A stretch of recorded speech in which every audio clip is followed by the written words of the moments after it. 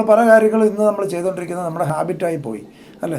പലതും നമ്മുടെ ഹാബിറ്റായിട്ട് നമ്മൾ നാച്ചുറലായിട്ട് ചെയ്യുന്നതായി മാറി. പല കാര്യങ്ങളും നമ്മൾ സംസാരിക്കുന്ന അല്ലെ ഒരാൾ നമ്മളോട് ദേഷ്യപ്പെടുന്നു, ഉടനെ നമ്മൾ തിരിച്ച് ദേഷ്യപ്പെടുന്നത് നമ്മൾ ഹാബിറ്റായി പോകേണ്ടതാണ്.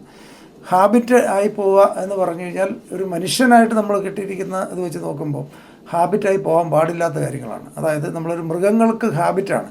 അതായത് ഒരു ആന ഇന്ന പോലെ ചെയ്താൽ അവർ ഇന്ന പോലെ പ്രതികരിക്കും. അല്ല ഒരു മൃഗം പശു എൻ്റെ അടുത്തേക്ക് ചുവന്ന ഡ്രസ്സ് ഇട്ടുകൊണ്ട് ഒരാൾ ഇന്ന് കുത്തും. അതതിൻ്റെ ഹാബിറ്റാണ്. അത് അൺകോൺഷ്യസ് ആയിട്ട് ലെവലിൽ ആയിപ്പോയതാണ്. അവർ എങ്ങനെയാണ് റിയാക്ട് ചെയ്യുന്നത് ഓൾറെഡി ഒരു സെറ്റ് പാറ്റേൺ ഉണ്ട്. ആ പാറ്റേൺ അനുസരിച്ച് മാത്രം ബിഹേവ് ചെയ്യുക, റിയാക്ട് ചെയ്യുക എന്നുള്ളത് അവർക്ക് ഓൾറെഡി സെറ്റായി പോയതാണ്. മനുഷ്യന് മാത്രമുള്ളൊരു കഴിവാണ് ഇത് കോൺഷ്യസ് ആയിട്ട് ചെയ്യുക എന്നുള്ളത്. നമ്മൾ ശ്വസിക്കുന്നത് കോൺഷ്യസ് ആയിട്ട് ശ്വസിക്കാൻ പറ്റുക, നമ്മൾ സംസാരിക്കുന്നത് കോൺഷ്യസ് ആയിട്ട് സംസാരിക്കാൻ പറ്റുക, ഉറങ്ങുന്നതും കോൺഷ്യസ് ആയിട്ട് ചെയ്യാൻ പറ്റുക, എല്ലാം കോൺഷ്യസ് ആയിട്ട് ചെയ്യുക എന്നുള്ളൊരവസ്ഥ എന്ന് പറഞ്ഞാൽ മനുഷ്യന് മാത്രം തന്നിരിക്കുന്ന ഒരു സ്പെഷ്യാലിറ്റിയാണ്. അപ്പോൾ ഇതെല്ലാം കോൺഷ്യസ് ആയിട്ട് സംസാരിക്കുക. നമ്മുടെ ഒരു ആർഗ്യുമെൻ്റ് ഉണ്ടായി, നമ്മുടെ ബന്ധുക്കളോ അല്ലെങ്കിൽ നമ്മുടെ സുഹൃത്തുക്കളോ ആയിട്ടൊരു ആർഗ്യുമെൻ്റ് ഉണ്ടായി, അവനോട് റിയാക്റ്റ് ചെയ്യണോ വേണ്ടയോ, ഇൻസ്റ്റൻ്റായിട്ട് പറയുന്നതിന് റിയാക്ഷൻ എന്ന് പറയും, അല്ലാത്തതിനെ റെസ്പോണ്ട് ചെയ്യുക എന്ന് പറയും. അപ്പോൾ നമ്മുടെ ബ്രെയിനിനകത്തൊരു ഫിൽട്ടർ ഉണ്ടാകുക എന്നുള്ളത് വളരെ പ്രധാനപ്പെട്ടതാണ്. ഒരു ഫിൽട്ടർ. നമ്മൾ ഒരു കാര്യം കേട്ടാൽ ആ കാര്യത്തോട് റിയാക്റ്റ് ചെയ്യണോ. റിയാക്ഷൻ എന്ന് പറഞ്ഞു കഴിഞ്ഞാൽ ഇമ്മീഡിയറ്റ് ആയിട്ട് ഇമ്പൾസ് റെസ്പോൺസ് എന്നൊക്കെ നിങ്ങൾ കേട്ടിട്ടുണ്ടാവും.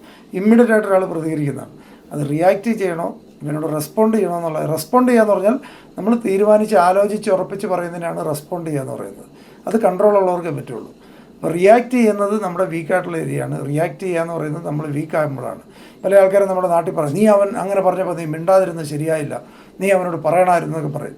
അത് ഒരു വീക്ക് പേഴ്സണേ അങ്ങനെ പറയുള്ളൂ. ഒരു സ്ട്രോങ് ആയിട്ടുള്ളവർ ഒരിക്കലും ഇമ്മീഡിയറ്റ് ആയിട്ടുള്ള റിയാക്ഷൻ ഒരിക്കലും ഉണ്ടാവില്ല. അവർ പറയുന്നത് ആലോചിച്ച് പറയേണ്ടതാണ്. ഇവനിട്ട് ഒരെണ്ണം കൊടുക്കണമെന്ന് തീരുമാനിച്ചിട്ട് പറയാം, അതിനെ റെസ്പോണ്ട് ചെയ്യാമെന്ന് പറയും. അപ്പോൾ ഇങ്ങനത്തെ ഒത്തിരി കാര്യങ്ങൾ നമ്മൾ മനസ്സിലാക്കിയെടുക്കണം. ഒരു ഹയർ ലെവലിലേക്ക് നമ്മൾ വളരണമെങ്കിൽ, ഒരു എൻ്റർപ്രണർ എന്നുള്ള ലെവലിൽ നമ്മൾ വളരണമെന്നുണ്ടെങ്കിൽ നമ്മൾ പല കാര്യങ്ങളും പീപ്പിൾ മാനേജ്മെൻറ്റ് പഠിക്കണം. റിയാക്ഷൻ എന്താണ്, റെസ്പോണ്ട് ചെയ്യുന്നത് എന്താണ്, എങ്ങനെ പറഞ്ഞാലാണ് എങ്ങനെ നമുക്ക് കാര്യങ്ങൾ ചെയ്യിച്ചെടുക്കാൻ പറ്റുന്നത്. വേറൊരാളെ മൂവ് ചെയ്യിക്കുക, വേറൊരാളെ കൊണ്ട് കാര്യങ്ങൾ ചെയ്യിക്കാൻ സാധിക്കുമ്പോൾ മാത്രമേ എൻ്റർപ്രണർഷിപ്പ് വിജയിക്കുകയുള്ളൂ. അല്ല ഇൻഡിവിജ്വൽ പെർഫോമൻസിൻ്റെ മാത്രമേ നമുക്ക് ചെയ്യാൻ പറ്റുള്ളൂ. ഇൻഡിവിജ്വൽ പെർഫോമൻസ് എന്ന് പറഞ്ഞാൽ വെയ്റ്റ് ലിഫ്റ്റിങ് ഇൻഡിവിജ്വൽ പെർഫോമൻസാണ്. നമ്മൾ മാത്രം തീരുമാനിച്ചാൽ മതി. ഈ സാധനം എടുത്ത് പോക്കുക, നടുവ വീണാൽ ചിലപ്പോൾ പുറത്തേക്ക് വീണാൽ നമ്മളോട് കിടക്കും, പിന്നെ ജീവിതത്തിൽ എഴുതേക്കത്തുമില്ല. അതുപോലെ ചെസ്സ് കളിക്കാൻ നമ്മൾ ഇൻഡിവിജ്വലായിട്ടുള്ള നമ്മുടെ സ്കില്ല് മാത്രം മതി. പക്ഷേ ഒരു എൻ്റർപ്രണറായിട്ട് വളരണമെന്നുണ്ടെങ്കിൽ നമ്മുടെ സ്കില്ല് നമ്മൾ വേറെ ഒത്തിരി സ്കില്ലുകൾ നമ്മൾ പഠിക്കണം. ഏറ്റവും പ്രധാനം ആൾക്കാരെ മാനേജ് ചെയ്യാൻ പഠിക്കുക എന്നുള്ളതാണ് ഏറ്റവും ഇമ്പോർട്ടൻ്റ് ആയിട്ടുള്ള കാര്യം. നിങ്ങൾ ആലോചിച്ച് നോക്കാം, നിങ്ങൾ പല ആൾക്കാരും ജീവിതത്തിൻ്റെ ഒരു സ്ട്രെച്ച് ഉണ്ടായിരുന്നത് എപ്പോഴാണ്? ജീവിതത്തിൽ നമ്മളൊന്ന് സ്ട്രെച്ച് ചെയ്ത് വർക്ക് ചെയ്തപ്പോഴാണ്.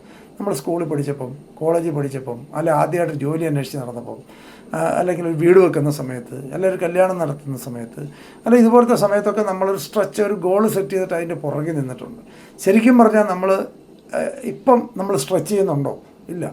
നമ്മൾ പല ആൾക്കാർ റിലാക്സ്ഡാണ്, അതായത് കംഫർട്ട് സോണിലാണ്. ഒരു കംഫർട്ട് ഉണ്ടെന്ന് പറയും. അതിൻ്റെ ഒരു എക്സാമ്പിളുണ്ട്.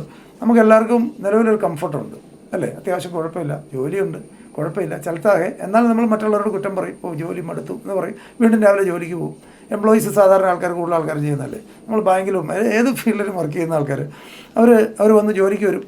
എന്നിട്ട് പിന്നെ അവരുടെ ബ്രേക്ക് ടൈം മുഴുവൻ എന്താണ് ചെയ്തുകൊണ്ടിരിക്കുന്നത്? അവരുടെ ബോസിനെ കുറ്റം പറഞ്ഞുകൊണ്ടിരിക്കുക, അല്ലെങ്കിൽ അവരുടെ സ്ഥാപനത്തിനെ കുറ്റം പറഞ്ഞുകൊണ്ടിരിക്കുക. എന്നാൽ പോകത്തുമില്ല, ചെയ്യത്തുമില്ല എന്ന് പറയുന്നൊരവസ്ഥയല്ല. അതായത് ആത്മാർത്ഥമായിട്ട് ജോലിയും ചെയ്യാൻ പറ്റും. കാരണം രാവിലെ മുതൽ നമുക്ക് ശമ്പളം തന്നുകൊണ്ടിരിക്കുന്നവരെ നെഗറ്റീവ് പറഞ്ഞുകൊണ്ടിരുന്നിട്ട് എങ്ങനെ നമുക്ക് പെർഫോമൻസ് കൊണ്ടുവരാൻ പറ്റും? ഒരിക്കലും കൊണ്ടുവരാൻ പറ്റില്ല. അപ്പോൾ പെർഫോം ചെയ്യത്തുമില്ല, നമ്മൾ പോകത്തുമില്ല. ഇങ്ങനത്തെ ഒരു ആറ്റിറ്റ്യൂഡിലേക്ക്, ഇങ്ങനത്തെ ഒരു ലെവലിലേക്ക് മാറുന്നതാണ് ധാരാളം എംപ്ലോയീസിൻ്റെ അവസ്ഥ.